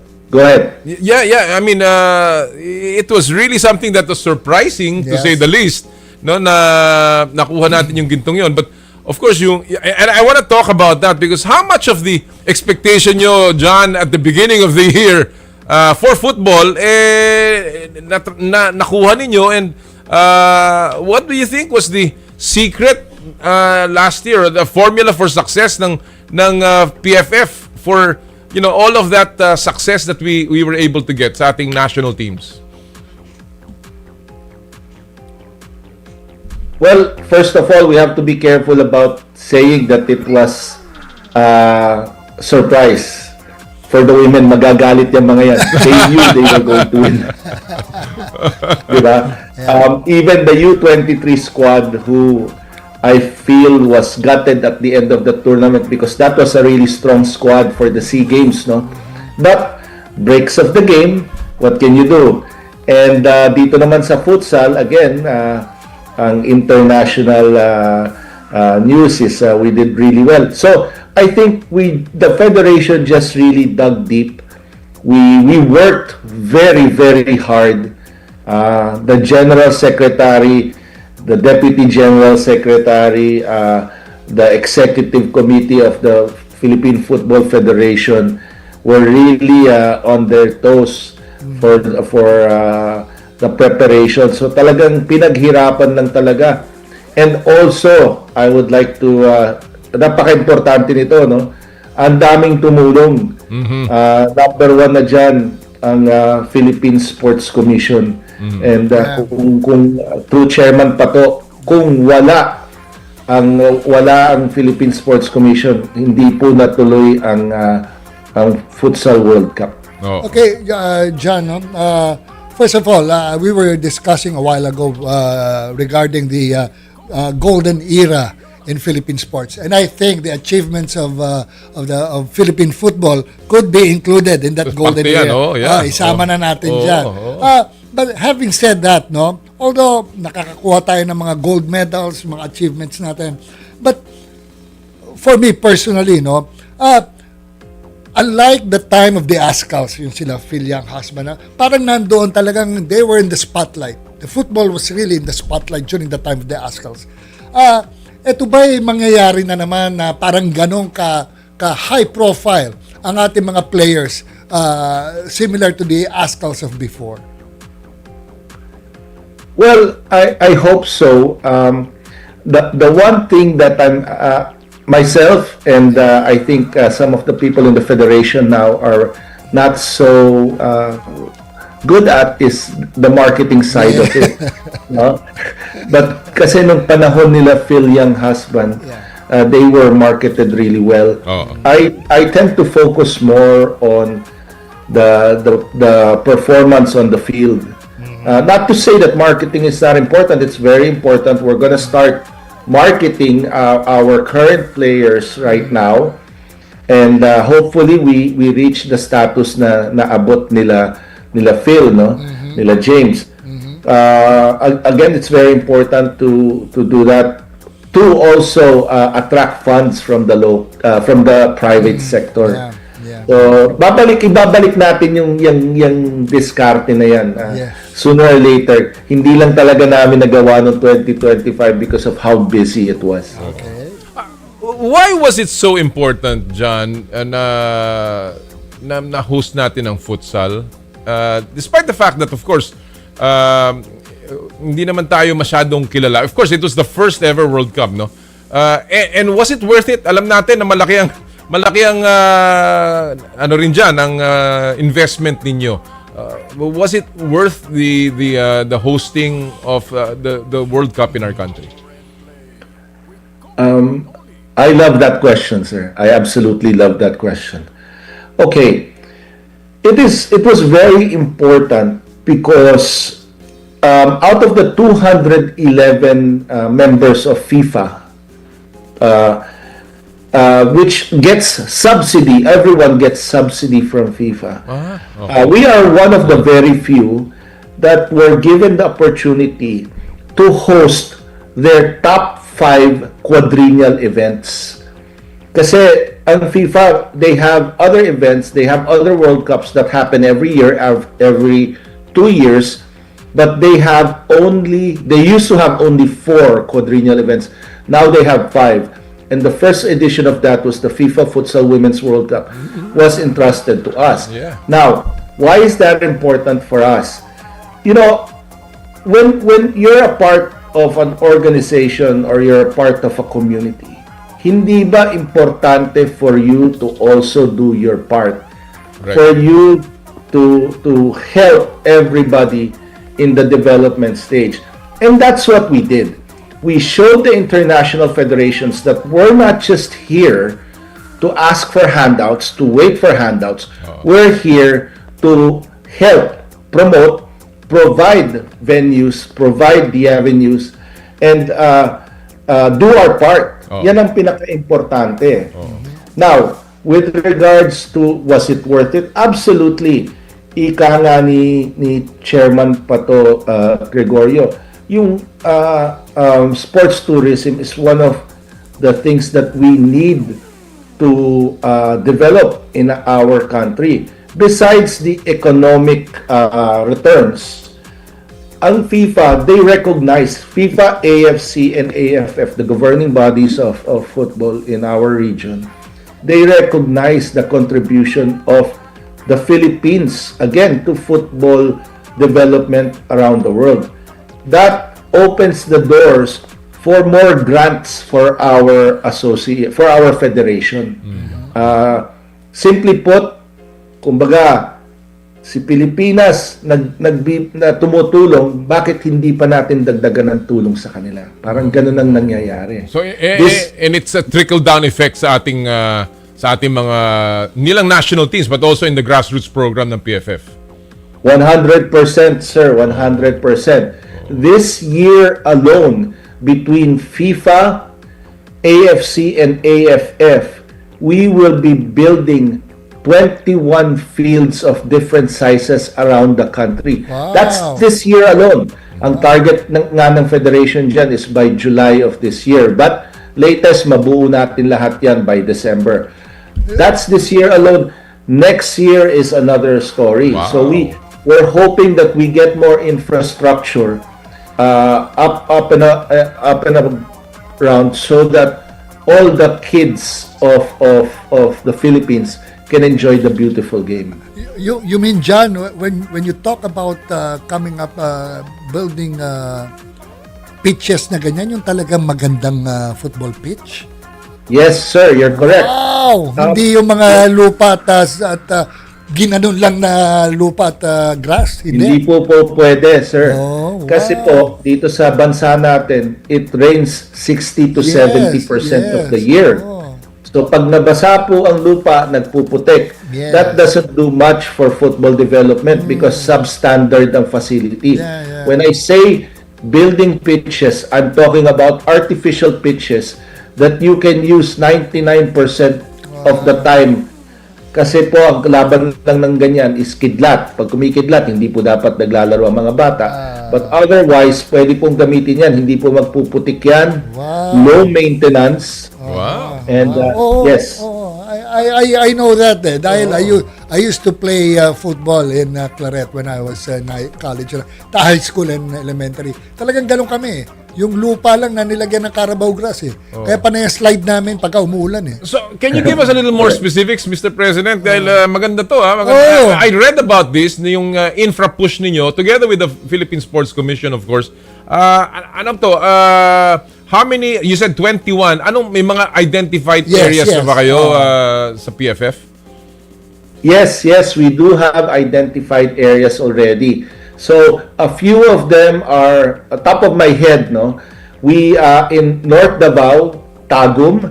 Wow. We have one being built in Dumaguete, another one in Sultan Kudarat, another one in Maguindanao. We're going to build one in Dipolog, in Baguio, of course, with the PSC. We built a small one in Balanga, Bataan. The next one will be in Palawan. So it's going to be everywhere. Lahat ng sulok. Baka kasi sabihin ng iba, pang elitista ang football. Hindi po. Ang football ay para sa lahat. So, lahat ng sulok lalagyan po natin. And nabasa ko rin na these are pitches na full and some are half. Tama ba yun? And does that mean you're also promoting this to the grassroots? Dahil kung half pitch yan, obviously hindi for competition yan. It's really more for getting more and more young players to join and play the beautiful game of football. Correct, sir. Let's say if we build a full pitch, we would like to build it in an area where there's a big airport para madali pong puntahan. Pero pag smaller pitch po, lahat po ng sulok. The Philippine Football Federation is comprised of 38 regional football federations. Ibig sabihin, there are 38 regions that is represented around the country for football, and each of them will get a smaller pitch for development. Ang development po naman kasi is ang world standards ngayon. Hindi na po dapat magsimula sa 11 aside ang mga bata. Tama. It doesn't do much for them. Tama. We should start between 5 aside up to the age of 10, up to the age of 13, 8 aside lang, and then tsaka tayo gagraduate sa 11 aside. Tama. So, very strategic po ang plano natin. Oo. And this is funded by by FIFA? Ganun ba yan, President John? That's correct, sir. Between FIFA and the Asian Football Confederation and the ASEAN Football Federation. So, we are under 3 organizations, world football organizations, that help us build the infrastructure. They see the potential in the Philippines. Yes. You know, the one thing that we have that none of the European countries, except maybe Russia or Russia, is we have the natural resources for football. What do I mean by natural resources? We have 16 million kids in the country under the age of 6. Wow. We have so many children. There are only 5 million people in Croatia. Okay? They are a football superpower. There are only 14 million, I think, in Portugal. They 14 million in total. And they are a football superpower. We have the resources that they will never have. We have so much kids. Ang kailangan lang natin, and I was watching this show before I came on. Tama kayo. Tamang-tama kayo, sir. Ang kaibahan lang ng training abroad at training dito is yung exposure and the training methods. Tama. Yun lang ang kaibahan. Tama. Pareho. Kung mailalagay natin sa Pilipinas yung same way of training the athletes, yung same exposure, pareho lang tayo. May we know, if you're at liberty to say, magkano ba total budget dito nyo, President John? Mukhang malaki-laki to, 21 yung pitches ito. talagang yung pitch na ganyan. I mean, I'm just mahal amazed. yan. Yeah, pera of course. Ballpark. Pagka kasi po na-approve na ng governing bodies, pwede ko na pong... Okay. Na-approve na po. And this year alone, again, between FIFA, AFC, and AFF, for infrastructure, we have about $3.6 million worth of infrastructure. Hindi, ganito na lang, President John, no? A ballpark figure, if you will come up with one world-class pitch, how much would it cost? Oh, mahal yan. Hindi, wag na world-class. Yung for development. How much would it cost? Yung artificial pitch na yan. A full pitch. A full pitch. Just the pitch without the grandstands or without it would cost around $700 to $1 million. Wow. Wow. Yeah. Unbelievable. Grabe. This is a very, very good news for the football community. Dahil I've seen that dahil in our school, where I graduated in high school, sa Claret School, talagang pinalitan nila yung pitch nila na ganyan Tsaka talagang inaalagaan nila. Mahal yan What do you ultimately wish to achieve with this very huge infrastructure push ng PFF together with the international bodies and of course the PSC? Ano ang ultimate goal dito, President John, ng PFF? How many children will be touched? How many leagues can be helped? Well, we have professional leagues and we want national leagues for you, PSC at ng POC, para lalong ma-develop ang kids natin, dapat magka-national league. So we're going to papalakasin natin yung under 16 and under 19 leagues natin to support, of course, after they graduate to those. My target is to be the powerhouse in Southeast Asia. In Southeast Asia, we are the only non-football country. We are the only not to say that we're competing against the other sports like basketball, volleyball. I love basketball. I love volleyball. But we have enough resources again. We have around to play all games, all sports. The only challenge is the infrastructure. That's the only challenge. But once we've addressed that, then we can be the sky's the limit in terms of how good we can be. Nakaka-excite. Watch out, Asia. Nakaka-excite to, John. It's really good news for everyone, no? Now that sabi nga natin, we're probably in the midst of the golden era of sports, of Philippine sports. Talaga nakakatuwa. John, well, just to, we cannot let you go without asking about your significant plans for 2026 in terms of competition. Ano ba ang ating hinaharap sa ating mga national teams? What are you preparing for this year? Well, we are starting camp tomorrow, as a matter of fact, for the the ASEAN Football Federation Women's Futsal Championship, which happens later in February. We are also starting camp for the Asian Cup / FIFA qualifier World Cup qualifiers in Brazil for the women. That's going to be in March. So our players are all coming in from other countries, from their clubs, to hold camp in Manila for 3 weeks starting tomorrow. Wow. And of course, the last game for the Asian Cup in Saudi in 2027. The last game for that is on March 30 for the men's senior team. If we win that, we would have qualified for the Asian Cup Saudi 2027. And we're very excited for that because kapag tayo nakapaglaro sa Saudi, parang home game yan. Totoo yan. Talagang napakaraming mga supporters natin dyan, and hopefully talagang magtuloy-tuloy. And of course, meron pang Asian Games this year, John. I'm sure that is also part of the radar ng PFF. Absolutely. If I'm not mistaken, I think that's in August or September. But yes, both men and women's football will be campaigning in the Asian Games. All right. Well, exciting things to come, and we're looking forward to it. Under your leadership, John, it's a very vibrant. Alam mo, I love it when our sports leaders are so vibrant and energetic. I mean, this is what sports is all about. And kailangan natin. Ako natutuwa talaga dyan. And congratulations on your terrific leadership. Sana magtuloy-tuloy, and sana talagang mabuhay ang football, because that's a sport I believe we can really compete in. Congratulations, John. Thank you so much, and thank you for having me. Thank you. Thank you. Mga kaibigan, ang Pangulo po ng Philippine Football Federation, Mr. John Anthony Gutierrez.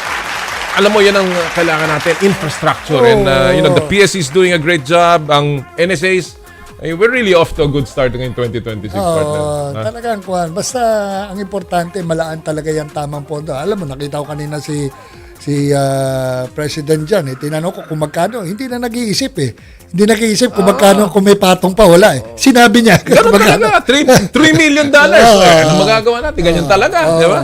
But that's the way. Alam mo yun, may pondo naman. Gastusin po natin ang tama. Correct. Alright, bago natin ipasok ang ating huling guest, syempre, magpasalamat muna tayo, partner, sa lahat ng ating mga tagapagtaguyod po ng Power and Play. And unahin ko na po, of course, ang Cherry Loom, ang yerong may aluminum. Sa ganitong malamig ang panahon, mga kapatid, tapos biglang minsan uulan pa, kailangan natin na matibay at protektadong bubong. Dapat ang bubong ay yerong may aluminum. Kapag may aluminum, tsak na pang matagalan. At isa lang alam kong di kaladad na yerong may aluminum, yan ang Cherry Loom. Tibay protektado sa pang matagalang yero. Cherry Loom, ang yerong may aluminum. Thank you! Photon Vans, kapag komportable ang biyahe, ang sarap mag long trip, at iyan ang hatid ng Photon Vans, tulad ng Photon Trans Van E, Photon Trans Van HR, Photon Traveler X, Photon Traveler XL, Photon Tuano Executive, Turbo Diesel at ang makina walang bitin sa lakas at hatak. Merong manual at meron ding automatic transmission. Pang negosyo, pang barkada at pang pamilya, merong 5-year or 150,000 kilometer warranty, whichever comes first. Pumunta o tumawag sa pinakamalapit na Photon dealership sa inyong lugar. Thank you! Cherry Tigo REV Luxury Edition, Cherry Auto Philippines. has given motorists yet another reason to switch to its 7-seater all-new Tigo REV Luxury Edition SUV. The all-new Tigo REV LE has posted a best-in-class fuel efficiency rating of 84.28 kilometers per liter gasoline equivalent following a fuel eco run conducted by the DOE in 2025. According to the DOE test results, the Tigo REV LE topped its class among vehicles evaluated across plug-in hybrid, hybrid diesel, and gasoline categories. The Tigo REV LE has a 1.5-liter turbocharged engine. It offers a combined electric and hybrid driving range of up to 1,400 kilometers on a full tank and charge. The model also comes equipped with multiple safety and driver assistance features, including advanced driver assistance systems, adaptive cruise control, and a 540-degree camera system.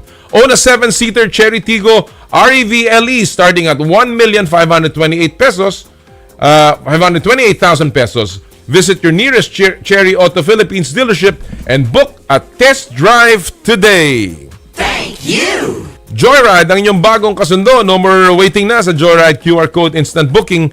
Parahin lang ang Joyride MC Taxi Driver at i-generate ang QR code sa Joyride Super App. At sa Joyride Super Taxi, hatid airport service, wala nang hassle sa pagpunta sa airport para sa inyong susunod na flight. Pre-book a ride to the airport from 2 weeks to 24 hours prior to your departure. For inquiries, you may call Joyride Super Taxi Hatid Airport Hotline at 0920-948-6550.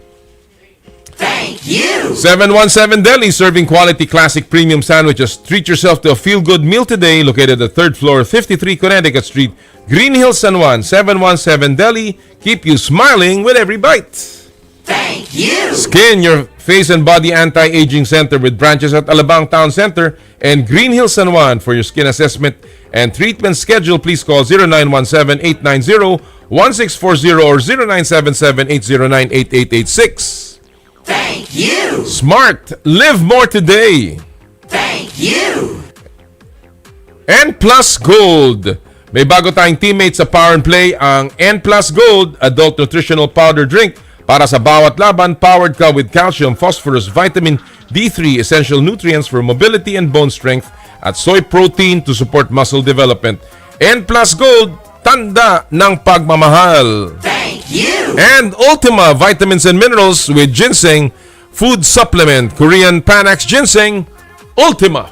Maraming salamat po. Alright, bago natin ipasok ang ating huling guest, syempre, sumilip muna tayo sa ilang bahagi ng sports history this week in Sports History.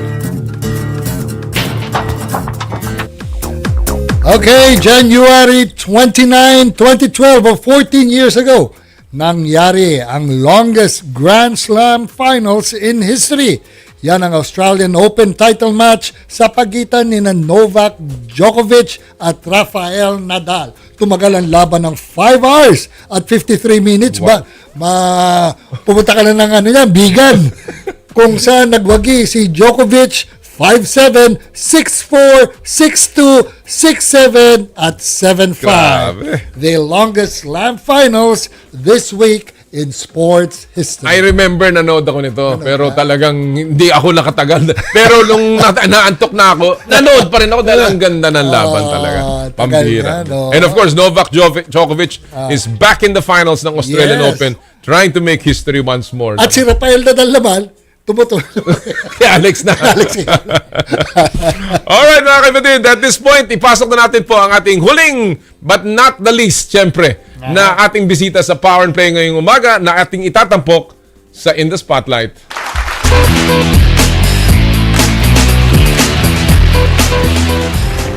Nasa spotlight ngayong linggo ang multi-gold medalist ng Pilipinas para swimming sa Asian Para Games at ang ating pinagmamalaki at of course talaga namang sinasaluduhan na multi-gold medalist na para-athlete si Angel Otom. Magandang umaga, Angel. Thank you for joining us ngayong umaga. Good morning, Angel. Hello po, magandang umaga po sa inyo at sa mga nanonood ngayon. Alam mo, mga Nice kaibigan, smile, ha? Nice yan ang smile. gusto ko na pagtatapos yung ngiti na talagang ngiti ng tagumpay. Yes. Angel, alam natin, you are a para swimmer but you are also a 5 gold medal winner sa Southeast Asian Games. 5 sa 6 na sinalihan mo na event, guntong medalya, the most bemedaled Philippine athlete. Katulad rin ni Eala Sanchez na swimmer din doon naman sa Southeast Asian Games. So let me ask you first, Angel, dahil alam naman natin ang storya mo. Itong continue, kasi alam mo, nung una niyang SEA Games, 3 golds, tapos naging 4. Ngayon, 5 golds na. Parang ayaw tumigil eh. Ano ba sikreto mo? Why, itong continuing improvement mo every Southeast Asian Games, Angel?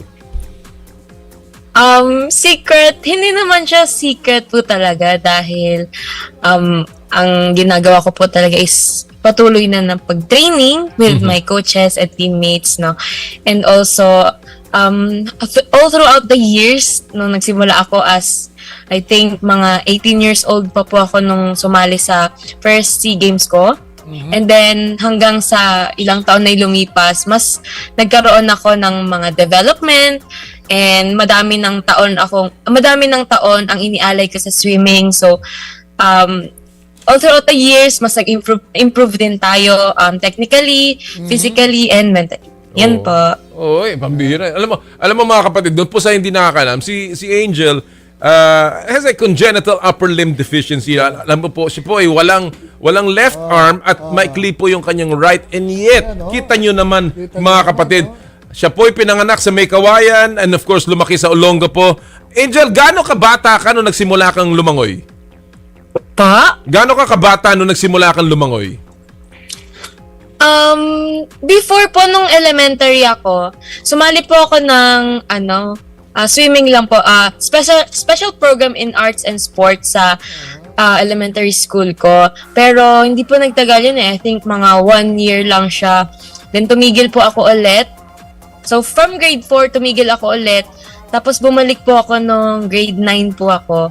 And nung grade 9 po ako, sumali na po ako ng PNPG sa Philippine National Para Games.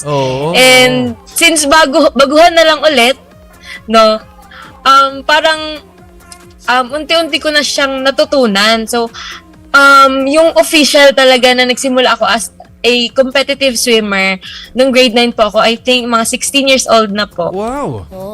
Kumbaga, talagang siguro pag kuwan mo sa tubig, talagang natural floater ka Di ba? Malaking bagay yun, ha? Because I used to swim as well. Malaking bagay kapag natural floater ka. But having said that, anong mga events ang sinasalihan mo? Ang pinaka-favorite ko na event po is 50-meter backstroke. And noon po kasi, meron po kaming 100-meter backstroke. Pero pagdating po sa SEA Games, Asian Games, or World Championships and Paralympics, wala kaming 100-meter backstroke dahil po sa classification ko. Pero yun yung mga events.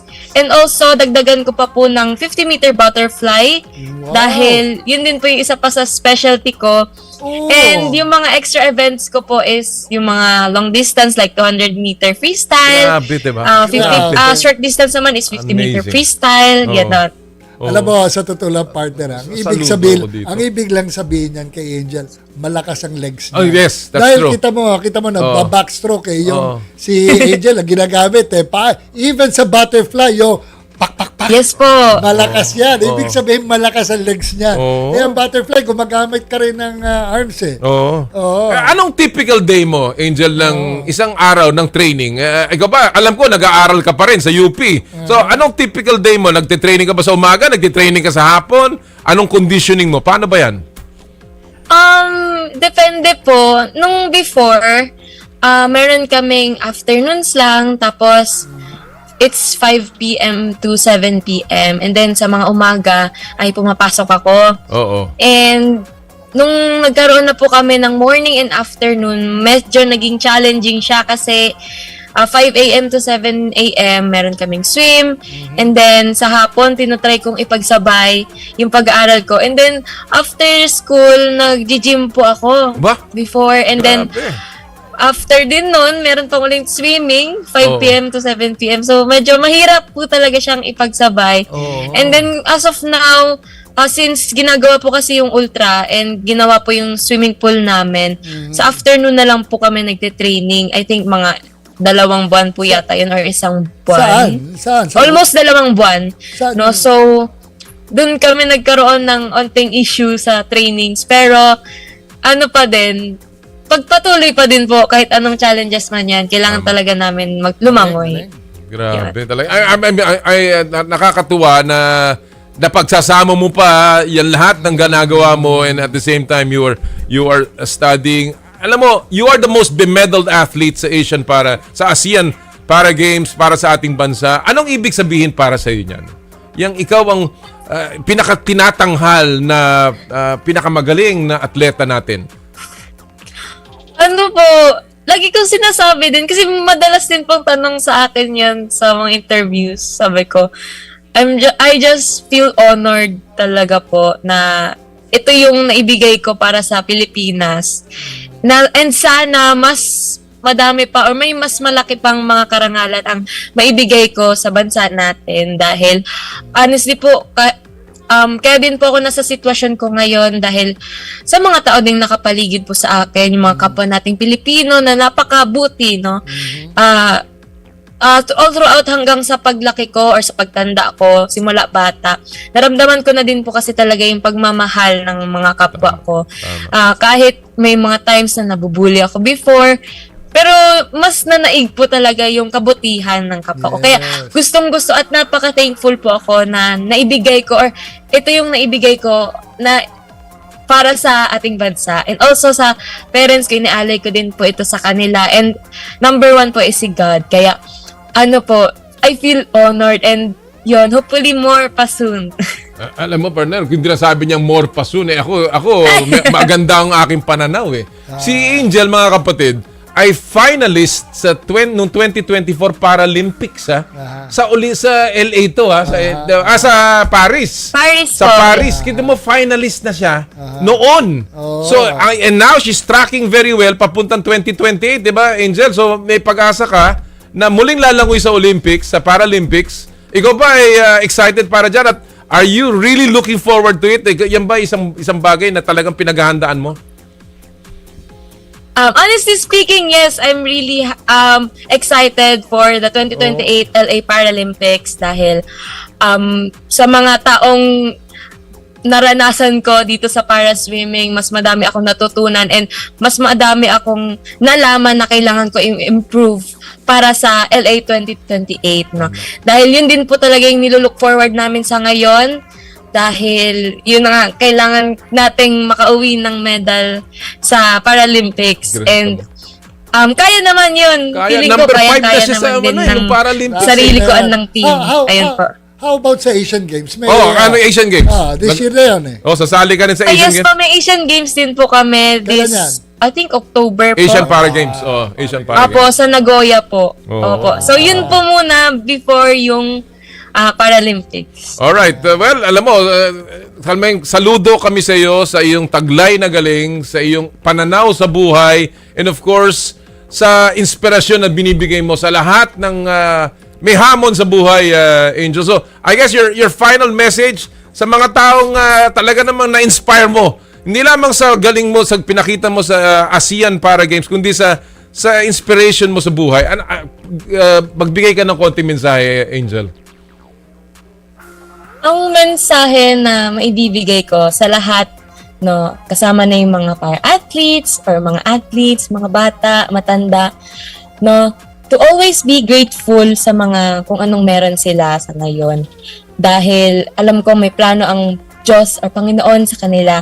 And lagi tayong umasa sa pangako ng Diyos dahil yun po yung gagabay sa atin, sa buhay natin, kahit may mga challenges tayong maranasan or may mga kalungkutan, kasiyahan, no? Kailangan talaga natin ng paniniwala. And also, sa mga PWDs naman ay huwag kayong matakot na ipakita yung mga kakayahan nyo dahil andito kami para suportahan kayo, no?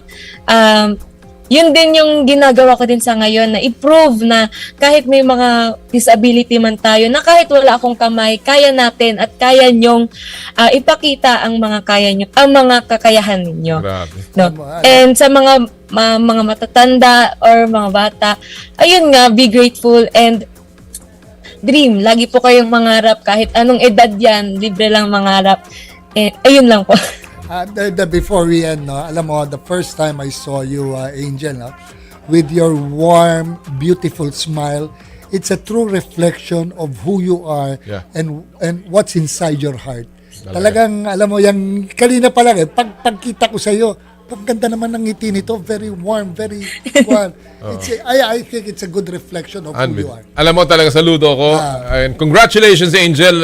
I'm lost for words. Yeah. And we're looking forward sa mas marami mo pang tagumpay na ibibigay sa ating bansa. Congratulations and we hope to see you again. Maraming salamat po. Good luck lahat, ha, sa'yo. Congratulations. Thank you. Mga kaibigan, si Angel Otom, ang ating 5 gold medal winner sa ASEAN Para Games. That is the inspiration. That's the way to end the show, partner. Talagang nakaka-inspire. Nakaka-inspire. Magsisipilyo ako mamaya. Ganda na smile. Saka yung lakas ng loob, di ba? Hindi never nag-give up. Yeah. Alright, bago po tayo magtapos, siyempre, announce natin ang mga nanalo po sa Joyride Top Up promo. Chris Rajas, Lea de los Santos, Marian Abalona, Kian Villanueva, at Jeff Pineda. Congratulations sa inyo lahat. 1,000 pesos JRPay wallet credits. And that'll do it for us. Ngayong Sabado po ng umaga, next week, Pebrero na, panibago na naman. Ha? Kaya po, lagi natin sinasabi, tuwing Sabado, bawal ang masungit. At sa lahat po ng ating gawain, ad maiorem Dei gloriam, all for the greater glory of God. Kami po ang 1PH Teleserbisyo para sa Pilipino. Susunod na po ang inay ko po. Happy Sports Weekend sa inyo lahat. More power! And more play!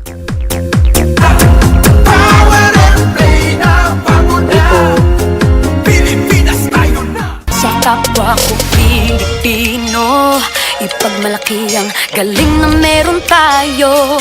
Ilantad ang likas nating talento at magdala ng saya sa mundo. Sa harap ng pagsubok ay di susuko, para sa pangarap tayo'y porsigido. Magpakitang gilas na at magpapatalo, ipag-iwang natin ang Pilipino. Yan ang Pinoy. Mula noon at hanggang ngayon, talento natin ng bida. Mula sa simpleng bakuran hanggang entablado natin ipakita. May pagsubok man ng Pinoy, pinalalakas ng saya. San man tayo sa pulo, Chumbe, Sibay, Lakay, Amiga. Sama-samang pakita ang galing nating katropa. Sa kapwa ko Pilipino,